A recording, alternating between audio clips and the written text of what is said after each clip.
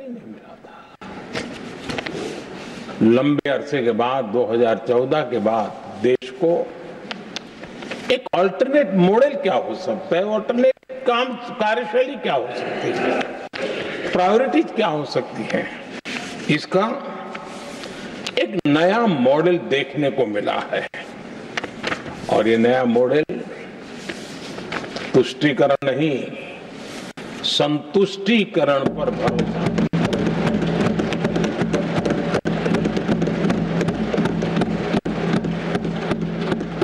पहले के मॉडल में, खास करके कांग्रेस के कालखंड में, तुष्टीकरण, हर चीज में तुष्टीकरण, यही उनका एक प्रकार से औषधि बन गई थी उनकी राजनीति को करने की। और उन्होंने स्वार्थ नीति, राजनीति, देश नीति, सबका एक घोटाला करके रखा हुआ था। तरीका ये होता था कि छोटे तबके को कुछ दे देना और बाकियों को तरसा कर रखना, और जब चुनाव आए तब कहना देखो उनका मिला है, शायद आपको भी मिल जाएगा। और इस प्रकार से झुनझुना बांटते रहना, लोगों के आंखों पर पट्टी बांध करके अपनी राजनीतिक सियासत को चलाए रखना, ताकि चुनाव के समय वोट की खेती हो सके। यही कार्य चलता रहा। आदरणीय सभापति जी, हमारी कोशिश रही है कि भारत के पास जो भी संसाधन है, उन संसाधनों का ऑप्टिमम यूटिलाइजेशन किया जाए। भारत के पास जो समय है, उस समय का भी बर्बादी से बचा करके पल पल का उपयोग देश की प्रगति के लिए, जन सामान्य के कल्याण के लिए, उसी पर वो खर्च हो।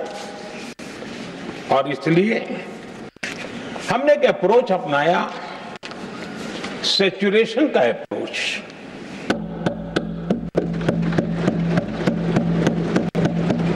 पैर उतने ही लंबे करने जितनी चादर हो, लेकिन जो योजना बने, जिनके लिए वो योजना बने, उनको वो 100% उसका बेनिफिट होना चाहिए।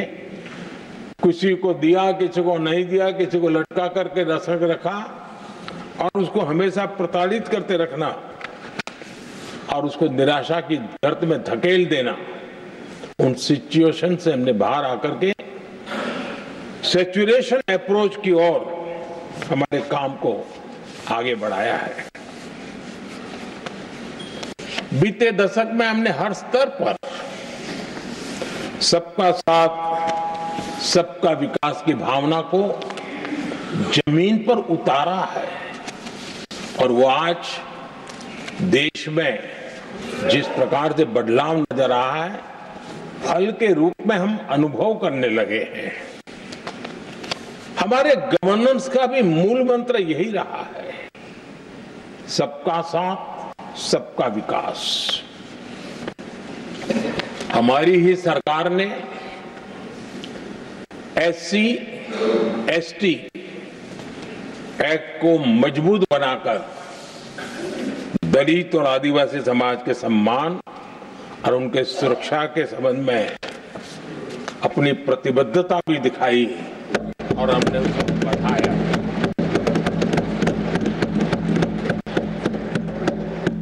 आदरणीय सभापति जी, आज जातिवाद का जहर फैलाने के लिए भरपूर प्रयास हो रहा है, लेकिन 3-3 दशक तक दोनों सदन के ओबीसी एमपीस और सभी दलों के ओबीसी एमपीस सरकारों से मांग करते रहे थे कि ओबीसी आयोग को संवैधानिक दर्जा दिया जाए, ठुकरा दिया गया, इनकार किया गया, क्योंकि शायद उस समय उनकी राजनीति को ये सूट नहीं करता होगा, क्योंकि तुष्टीकरण की राजनीति के और फैमिली फर्स्ट की राजनीति में जब वो बैठेगा तब तक वो चर्चा तक के हित में भी नहीं आता है। आदरणीय सभापति जी, ये मेरा सौभाग्य है कि हम सब ने मिलकर के तीन दशक से मेरे ओबीसी समाज ने जिस बात के लिए मांगे की, आशाएं रखी, जिसको निराश करके रखा गया था, हमने आकर के इस आयोग को संवैधानिक दर्जा दिया।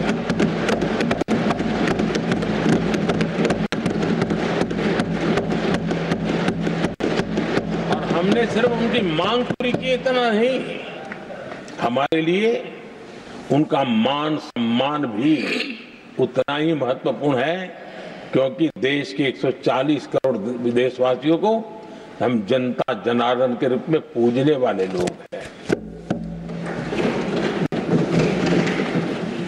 आदरणीय सभापति जी, हमारे देश में जब जब आरक्षण का विषय आया तो उसको एक तंदुरुस्त तरीके से समस्या के समाधान के लिए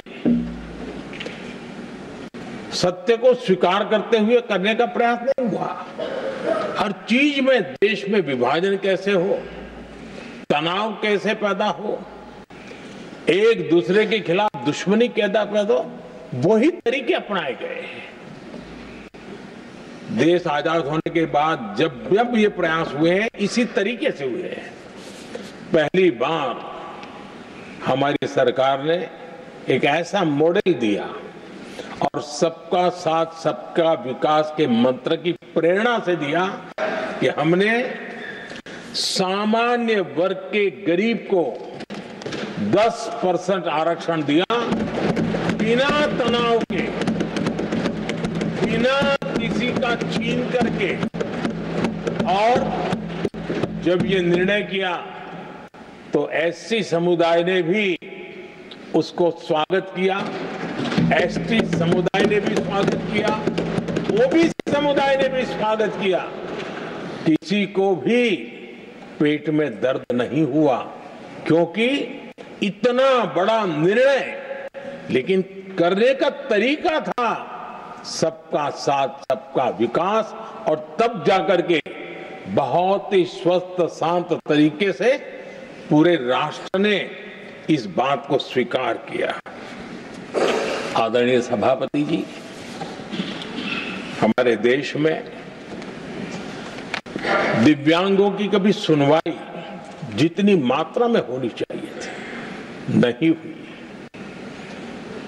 जब सबका साथ सबका विकास का मंत्र होता है ना, तब मेरे दिव्यांग जन भी वो सबके कैटेगरी में होते हैं, और तब जाकर के हमने दिव्यांगों के लिए आरक्षण का विस्तार किया, दिव्यांगों के लिए सुविधाएं उपलब्ध हो, इसके लिए मिशन मोड में काम किया।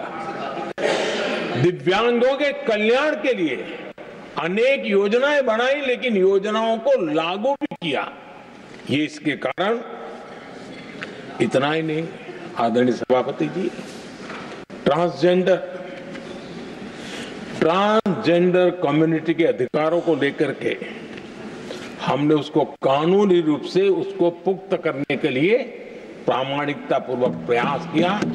सबका साथ सबका विकास के मंत्र को हम कैसे जीते हैं, ये हमने समाज के उस उपेक्षित वर्ग की तरफ भी हमने बड़ी संवेदना के साथ देखा। आदरणीय सभापति जी, भारत की विकास यात्रा में नारी शक्ति के योगदान को कोई नकार नहीं सकता है, लेकिन उनको अगर अवसर मिले और वो नीति निर्धारण का हिस्सा बने तो देश की प्रगति में और गति आ सकती है। और इस बात को ध्यान में रखते हुए हमने ही और इस सदन का पहला निर्णय हुआ, हम देशवासी गर्व कर सकते हैं, सदन इस बात के लिए याद रखा जाएगा, ये नया सदन सिर्फ उसके रूप रंग के लिए नहीं, ये नया सदन का पहला निर्णय था नारी शक्ति बंधन।